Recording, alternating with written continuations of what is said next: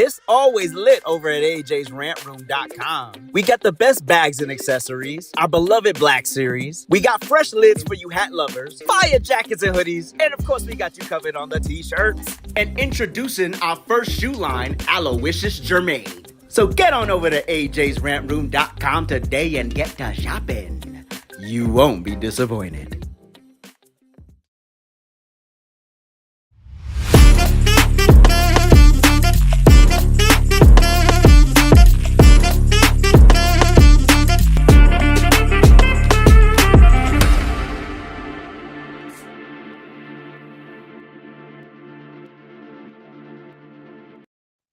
Heal the world, make it a better place for you and for me and the entire human race.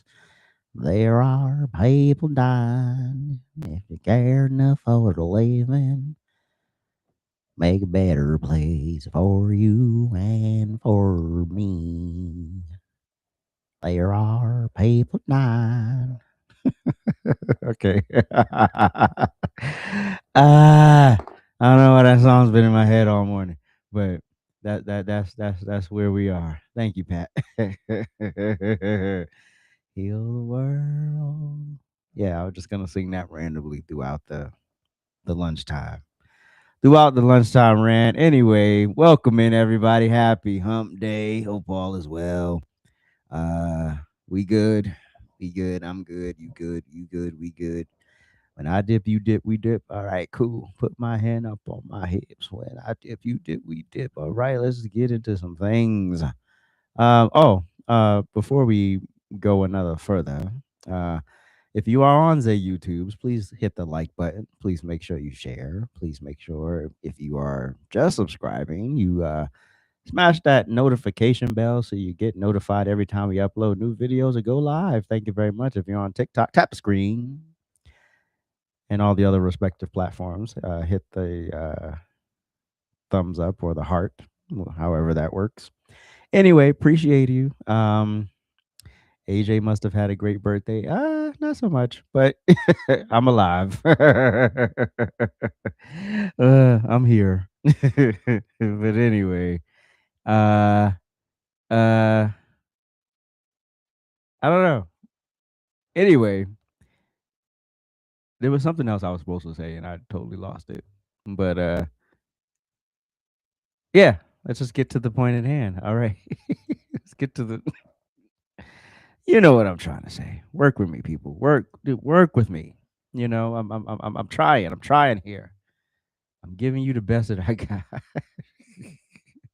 I'm doing the best I can with what I got. Jesus. Anyway, so let's talk about your homies here, because you know, it's a very funny thing when people scream about something. They're so passionate about it. All of a sudden, out of the blue, even though it's been in their face for decades, but all of a sudden, oh, we want this. And this is the Epstein files, right? Oh, all of a sudden, no. Let me be clear. The Democrats and the left and the leftists and the liberals, them. That's what I'm talking about. MAGA has been logically consistent, right? So I don't care. I've been very clear that I don't give a frog's fat bahani about an Epstein file. I don't care. I don't care. It's not that I don't care about victims. I just don't think this is an issue that I need in the politics. What I hired Donald Trump to do, I hired him to clean out this government. I didn't hire him to give a damn about an Epstein file. I don't care. I don't care. I don't give a frog's katukis. We good. All right. So I've been logically consistent on that too. I didn't vote for him for an Epstein file. I don't care about an Epstein file. If he was in the Epstein file, and we'll get into that in a moment, why would he have brought the investigation back to the forefront in his first term? Again, but this is what happens when you're not logically consistent, because then you don't understand those details. Anyway, so these two mongrels here won't testify. They won't go before Congress. They refuse. They're above the air. They can't do it. We're booked. We're blessed. We're busy. We're not going. But let me start here because people love they love twisting and remixing and moonwalking words, right? Because when they don't like what you're doing, when they don't like what you're saying, they don't like your stance. They go right for anything they don't like. So before we get to a started, no, I actually like that. Before we get to a started, let me be very clear. I'm not saying Bill Clinton is guilty or convicted of anything because he hasn't been. I'm not saying that Hillary Clinton was convicted or guilty of anything because that is not what happened here. So I never said that anybody was found guilty before we start the charade of, oh my God, you're saying it. No, I'm not y'all. I'm not y'all. Right. Only thing I'm going to say is that I find it suspicious. You don't find that suspicious? You don't find that suspicious? You don't find that suspicious?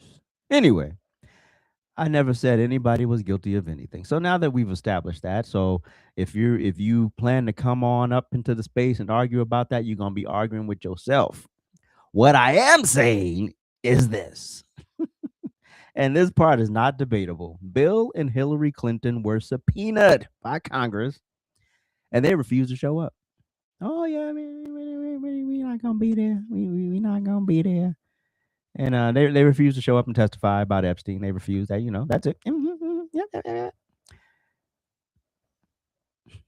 Everything else is the media spin, right? Or the media silence, right? Because that's literally what it's been, right?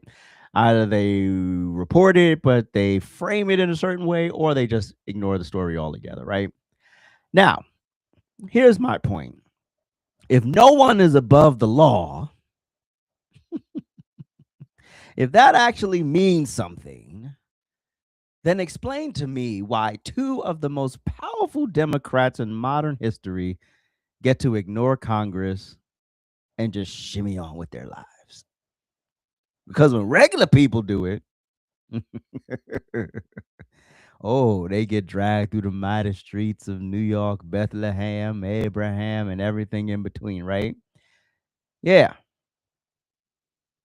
So, in the understanding of what a subpoena is not a suggestion. It's not a pretty please. It's not a if you feel like showing up, mind a cuda if you want to be here, but we really not gonna. No, subpoena is Congress saying, get your ass in here and answer questions. That's what a subpoena is.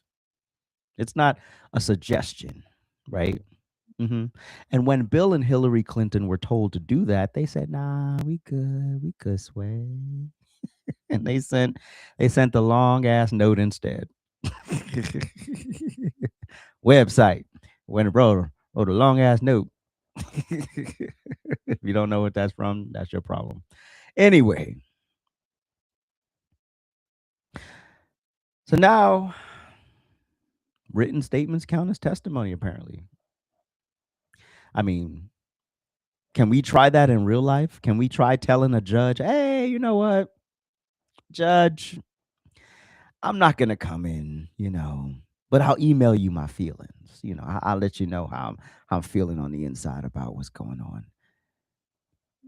Yeah, let's see how that works, bro.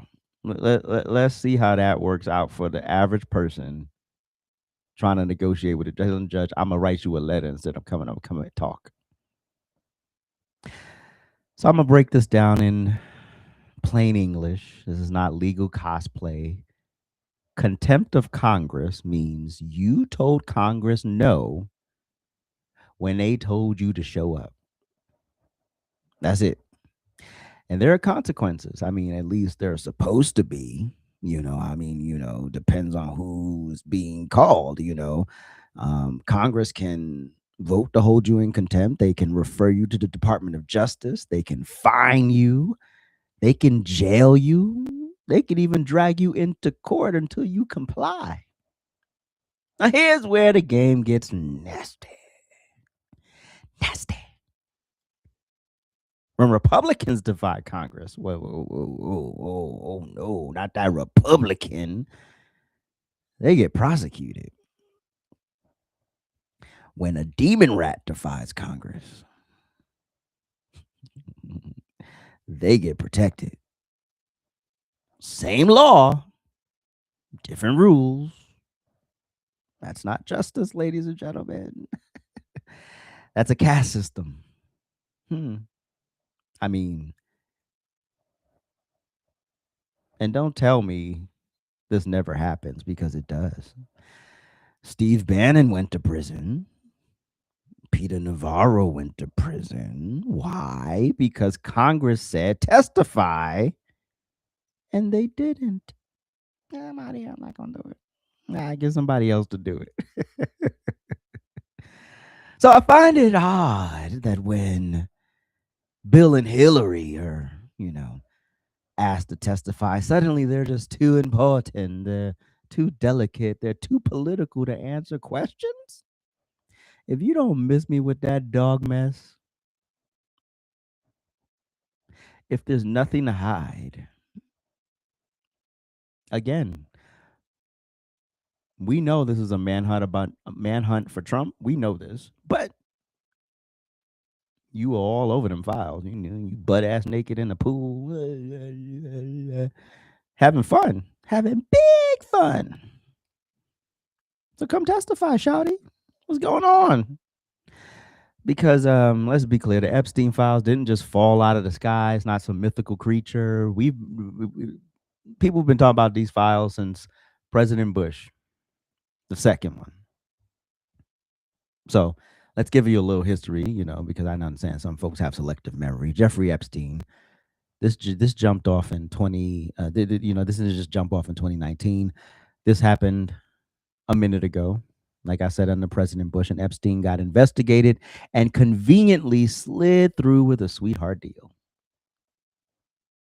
Isn't it funny? This man literally was incarcerated and could leave the prison in regular street clothes. He could leave the prison in regular clothes and come back when he felt like it, go do business, go out in the world, do his thing, and then, hey, I feel like I'm gonna show up now, right? Under Obama, Epstein was known, and nobody did a damn thing. Nobody did anything. They didn't do anything, right? There was no protest, there were no hashtags, there was no outrage. And all of a sudden, here comes Donald Trump. Oh, what happens under Trump? Oh, suddenly Epstein is arrested. Documents actually start coming out. Names start surfacing, and everybody wants to act like Trump invented the problem. No. He didn't invent the problem. He just exposed what y'all were burying. And I'll ask you this very simple question. If Donald Trump was guilty, why would his administration reopen the case? If Donald Trump was all over the files and all in the doing nefarious things, why would in his first term, why would his administration be dead set on trying to pin Jeffrey Epstein? In fact, we learned later on, actually last year, that Donald Trump was actually a snitch. Donald Trump went to the people and said, yeah, hey, this is what I know. Yeah, this dude is nasty. Get him. We ain't got time for this. So why would the Department of Justice push arrest? Why would they unseal files? Why would they expose? Why would the exposure increase? You don't increase the exposure in stuff that you might be implicated in, right? Why would you do that, right? The narrative falls apart the second you apply logic, doesn't it? Yes. Again, logically consistent, and those people not. Political convenience is what they're looking for. And this is exactly why they hate logic, because they want to feel whatever the emotion tells me, wherever the political advantage is what I want to do. Whether it hurts people or not, whether it's good or bad, I don't care. I just want the power. This was never about victims, ladies and gentlemen. It's the sad, ugly, horrible, disgusting truth about it. For Democrats, this has never been about victims. If Democrats cared about Epstein's victims, they would have cared about Bill Clinton when he was flying around with them. Oh yeah, and I don't mean just like on the flight, like you borrowed the plane to go somewhere. No, no, no. You was going to the joint with the people, but you didn't care. hmm And they would have cared when the flight logs first surfaced. I mean, they didn't, right? Oh, Donald Trump's on it. Donald Trump's on it. Not to the island. Again, you could rent the plane out, right? You could be going from here to New York. Doesn't mean you did something, right? But when you got pictures butt naked in the tub and you got people massaging you, Bill Clinton, uh, uh,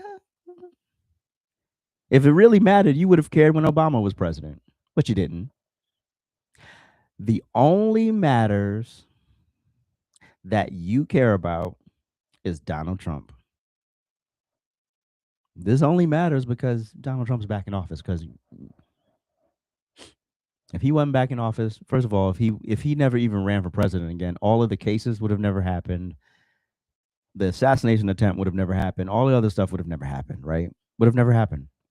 But we all know this is political warfare. We all know this is psychological warfare. This is straight obsession. This is Trump derangement syndrome terminal.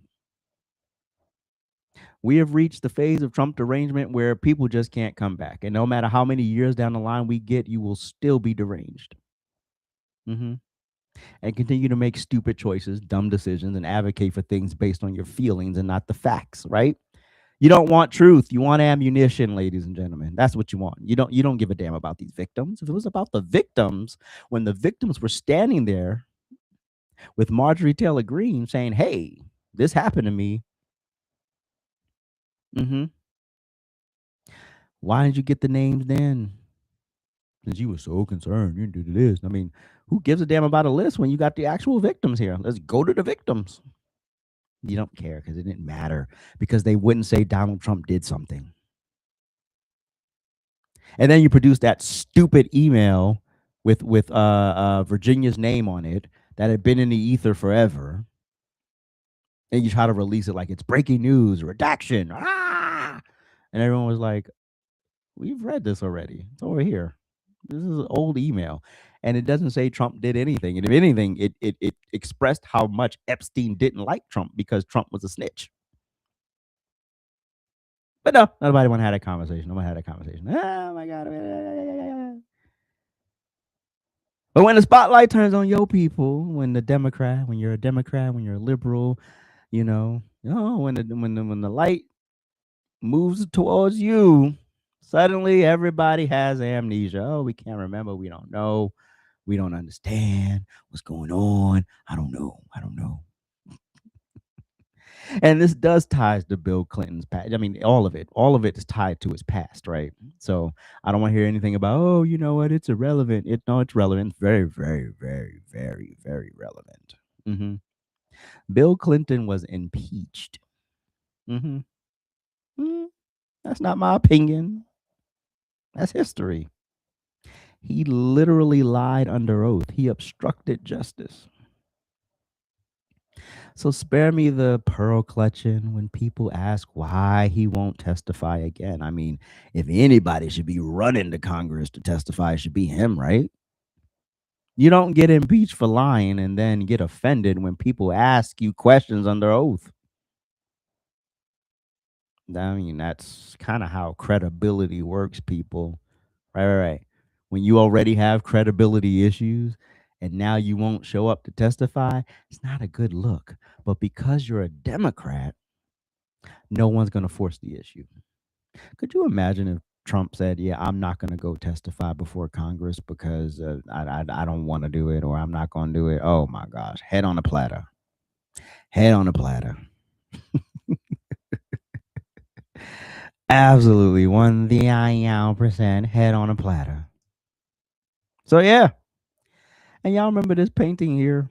Remember this? Remember this? Remember this beautiful piece of art? Piece of art. Let me expand it a little bit more. Hold on. Give me 2 seconds. Hey, remember this beautiful piece of art?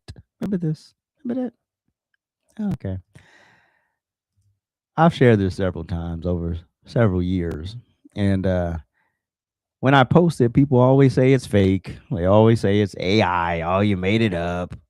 And so I always got to go to the videotape because, yes, the artist that did this actually exists.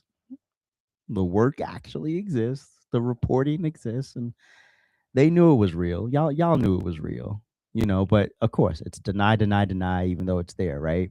But you didn't want to discuss it. That's the pattern. Deny, deflect, dismiss, right? So anyway, let's talk about the actual artist because we've talked about her before, but apparently, you know, people forget, and people move on, and the cycle is very fast. So sometimes you got to repeat yourself 950,000 times. But the artist who painted Jeffrey Epstein's portrait of Bill Clinton in a dress tells us why she made it and what it means. See, look at her. She looks like a liberal. She's probably a liberal. Anyway, so, what is it like for an artist to go viral overnight and suddenly find herself part of a political narrative over which she has no control? This is the reality for Patrina Ryan Cleed, whose painting of Bill Clinton, incredulously clad in a blue dress, suddenly was scrutinized across the internet last week after the Daily Mail revealed that it had been owned and prominently displayed by Jeffrey Epstein, the billionaire convicted pedophile who recently died. Well, this is an old article, so this is a profile on her right after Jeffrey Epstein had died. Because after he died, they went in, they found the painting, and then they did that. So just to clarify, all right. Who recently died by suicide in New York. Ryan Cleed says that she has been overwhelmed amid the week's frenzy of attention. She spoke to Arnet News over the weekend by email to clarify some of the misinterpretation circling around the now viral image, which she developed as a student, having recently arrived in the United States from Australia. She's Australian, everybody. I don't know if that's an Australian accent, but it feels like one to me. Anyway, quote, I have a quiet life. I really just had a naive, newly arrived foreigner's idea of a thesis for a thesis. She writes of the painting known as Parsing Bill and its companion painting of George W. Bush playing with blocks and paper airplanes called War Games. So yeah, she's a liberal. Um, she says it was just a silly school art project that was supposed to show pictorially the messages we are bombarded with in regards to these presidents. She confirmed that the blue dress is a reference to Monica Lewinsky's blue dress and prominent piece of evidence in Clinton's affair with the former intern. Today, Ryan Cleese says she actually feels bad about the content of the painting. Of course she does. She's a liberal. She didn't know any better. She fell into the wrong hands when she got here. Since I'm Australian, since I'm Australian, I wasn't then, nor am I now, partisan about American politics. You lie. She writes. Does she feel bad about the painting of Bush? Probably not. And she probably did some. I could imagine what she's painted about Trump. But anyway, at the time, most of my ideas were fresh from the Daily Show or from Australian cable TV. So there's the painting again, which isn't a fake. So it went from studio satire to global attention. One thing that seems clear is that the painting of Clinton is not about making fun of ideas of a man wearing a dress any more than her painting of Bush is about making fun of a man playing with children's toys. Parsing Bill and War of Games are about how opposition parties caricature presidents. Okay, great. Neither painting should be taken literally. So see, she was just doing a nice little art project. She got her MFA in 2012 from the New York Academy of Art. The painting of Clinton was purchased from the 2012 Tribeca Ball, a fundraiser for the school. Though she said that she hadn't been aware of who bought it. She believed it sold for about $1,300. 1 second. The New York Academy of Art specializes in traditional figurative painting, but encourages its students to explore a wide range of subject matter with those skills. Her pair of paintings of US presidents is a product of that training. So this is the model.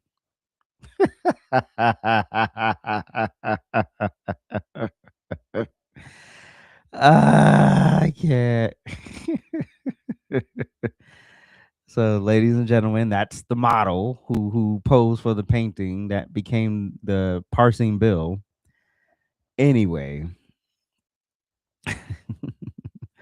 for the Clinton painting, Ryan Cleed worked with Christopher Niel, a model who posed for the New York Academy of Art since 2001.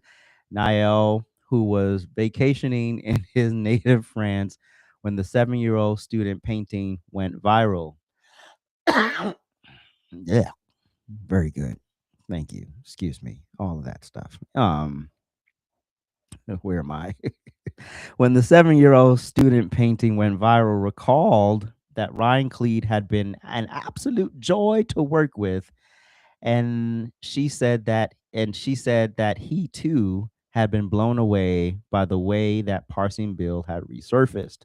I was absolutely stunned to find out that Epstein bought her painting during a major event at the school. Well, he likes to be around young women.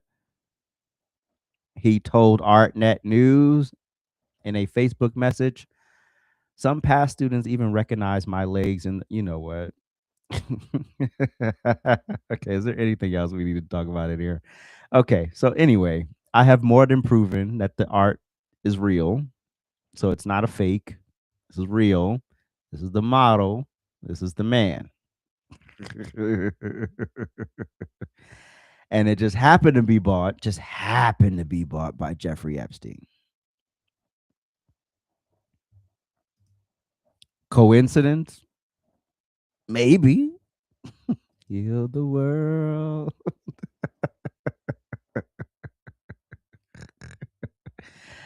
Ah, make it a better place. So yeah, where are we?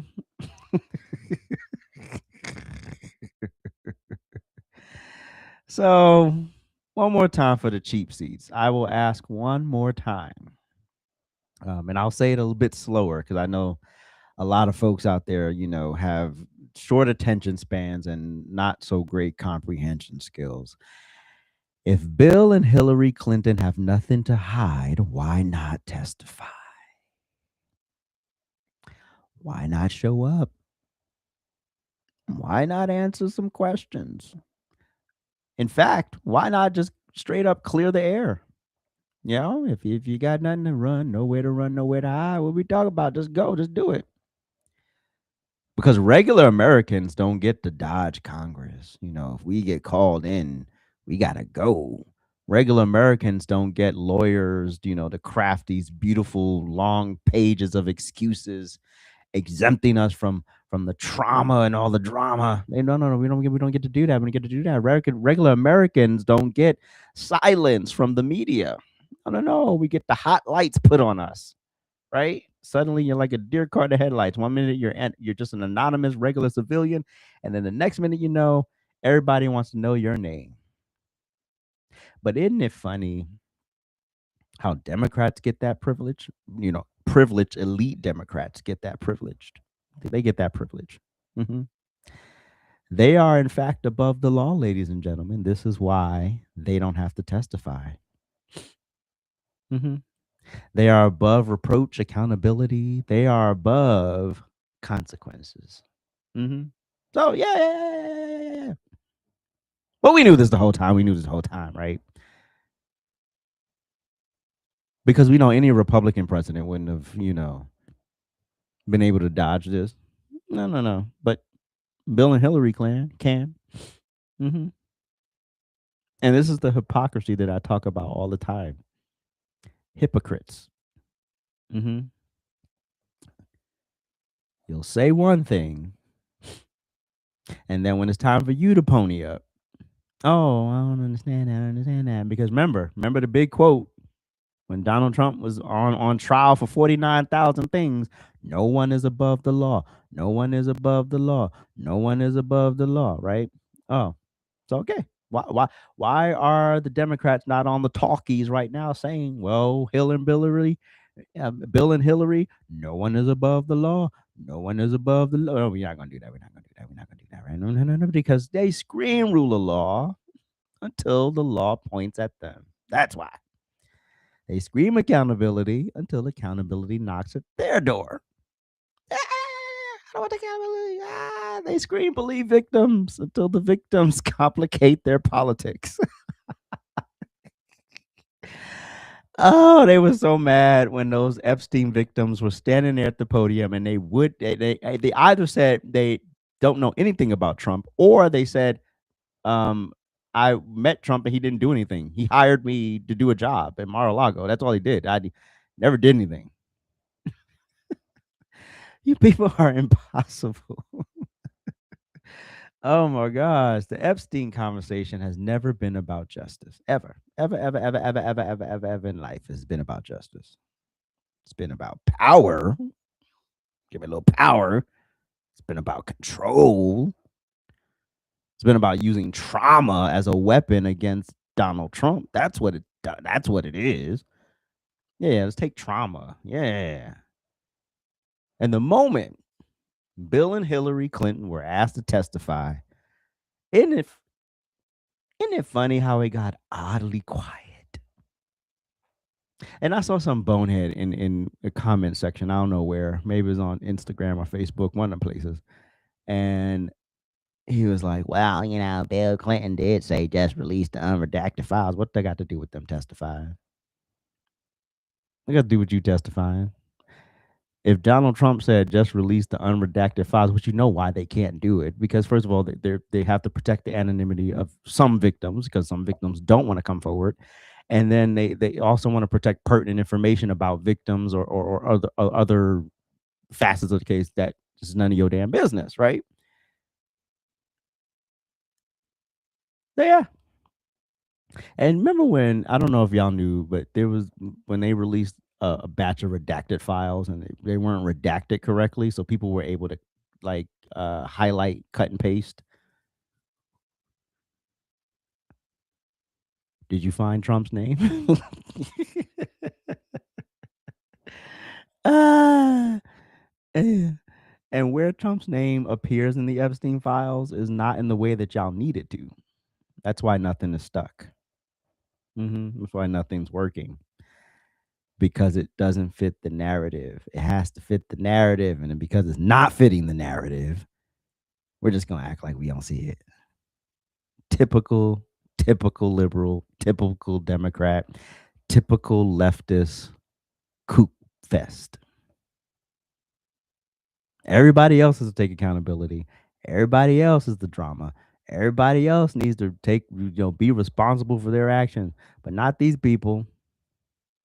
Could you imagine the crimes these people have actually committed? Let me put them back up on the screen. Could you imagine the crimes these people have committed?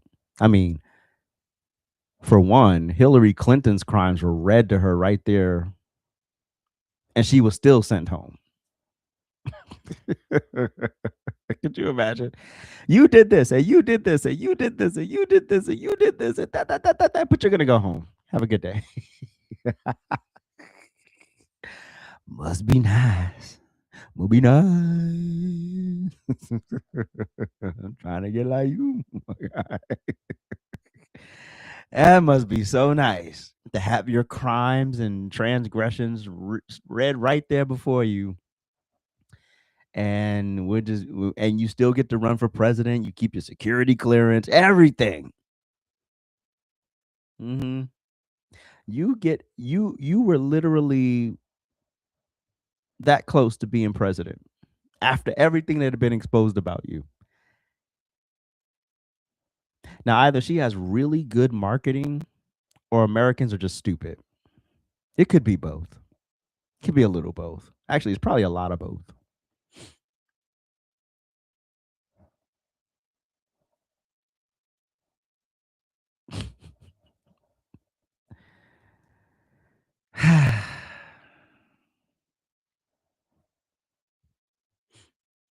So basically, they're above the law. They're above reproach.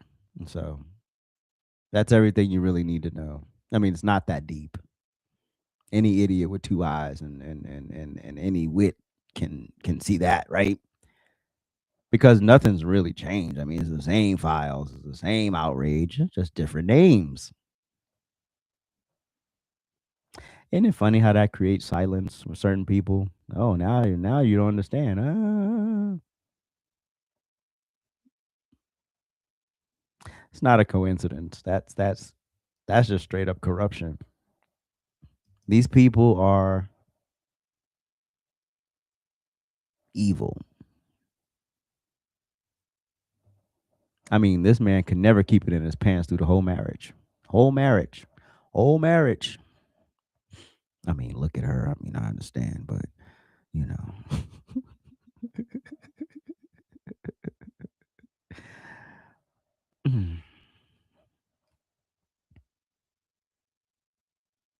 And the media will continue to cover for them and lie.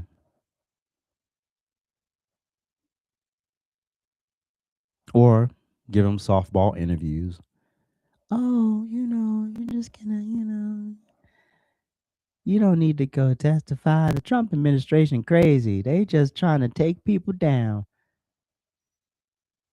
But y'all were the ones screaming for the files to be released. So now the files got released and this man's all over the files. You protect him? we've really lost our way. I don't know if we'll ever get back.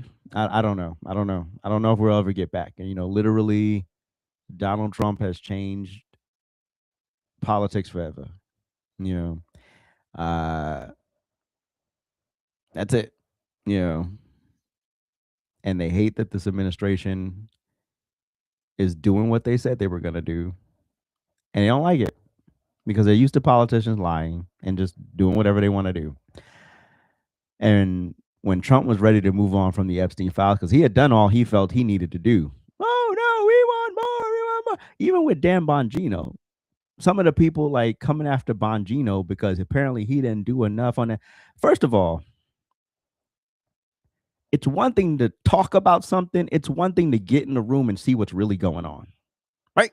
Two different things, right? I can say release the files, release the files, release the files. And then I get in the room and they're like, well, this is what we're working with. And so now you're like, oh, well, if that's what you're working with, but yeah, not the same way. Not the same way. So get over it. You'll be all right, though. But these people, they need to show up. We don't want a letter from your lawyer. We don't need a lengthy, excuses.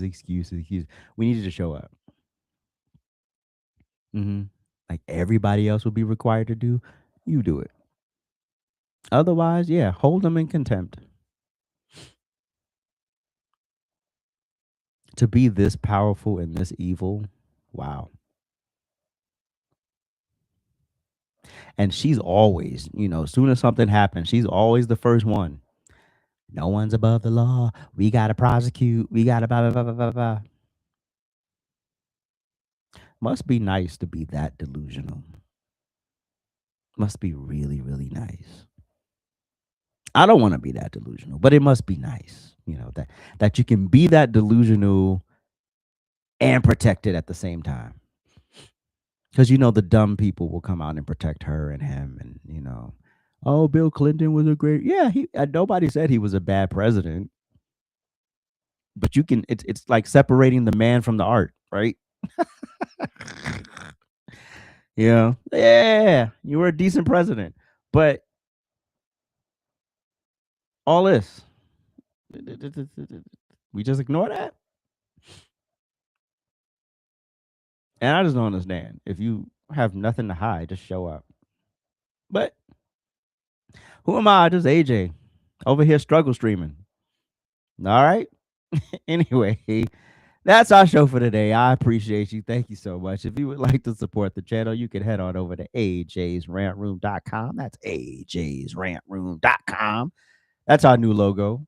It also comes in yellow, this hoodie. I should put the yellow one in there. But anyway, if you would like to buy me a coffee, you can go to buymeacoffee.com/AJsRANT That's buymeacoffee.com/AJsRANT You can also scan this beautiful QR code if it's on your screen. You could also scan this beautiful QR code if you would like to drop me a Cash App. And I mentioned my birthday was yesterday. Okay, yeah, my birthday was yesterday. So, if you would like to buy me lunch, I'm not suggesting anything. I'm just saying. But anyway, um, support my socials over here: X, Instagram, YouTube, and TikTok. Those are my four main. I'm on other ones, but those are the four main ones. And then make sure on Friday evenings at 8 p.m. Eastern Standard Time is the Rant Experience, which is my weekly podcast, which is more of a variety show. We do politics and we do uncomfortable conversation. We do music nostalgia. We do funny stuff and we do inspirational stuff. So it's all hosh posh, 1 hour of just stuff, but it's fun. At least in my mind, it's fun. I don't know how it translates to people, but it's fun for me. It'll be even more fun when I have a team of people to produce it. But anyway, thank you all for supporting. Appreciate you. And I will catch you all on TikTok later. Hasta luego. Peace.